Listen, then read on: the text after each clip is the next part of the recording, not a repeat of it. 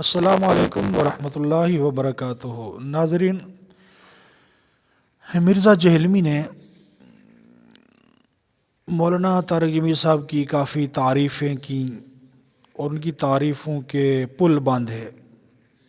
مولانا طارق جمیل صاحب سے ملاقات بھی ہوئی اور فون پر بھی ان سے بات ہوئی، لیکن جب مولانا طارق جمیل صاحب کو مرزا کی حقیقت معلوم ہوئی تو وہ ساری تعریفیں بھول گئے، اور جب انہوں نے یہ سنا کہ مرزا تو ہمارے بزرگان دین کے خلاف باتیں کرتا ہے اور یہ کہتا ہے کہ بابے تو شاہی کوئی نہیں، حالانکہ برصغیر پاک و ہند کے اندر جو دین اسلام پھیلا ہے وہ ان حضرات، ان بزرگوں کی وجہ سے پھیلا ہے، ان بابوں کی وجہ سے ہی پھیلا ہے۔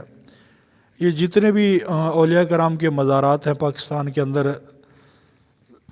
لاہور کے اندر داتا دربار ہے، اسی طرح ملتان کے اندر شاہ شمس تبریز ہے، خواجہ فرید صاحب رحمۃ اللہ علیہ ہیں، اس طرح کئی اور بھی جو ہے دربار پاکستان کے اندر موجود ہیں، اور یہ حضرات جتنے پاکستان میں تشریف لائے تو یہ خالصتاً دین کی محنت کے لیے تشریف لائے، انہی حضرات کی برکت سے دین جو ہے پاکستان کے اندر آیا ہے۔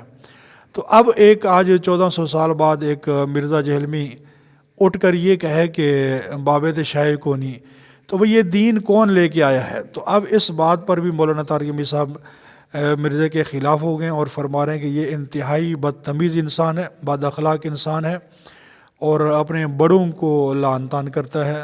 اللہ اس کے شر سے ہماری حفاظت فرمائے۔ تو سنتے ہیں مولانا طارق جمیل صاحب مرزا جہلمی کے بارے میں کیا فرمائے۔ اس طرح کہنا جو اس نے کر لیا بابے تشیعی کوئی نہیں، یہ بہت بڑی گمراہی ہے۔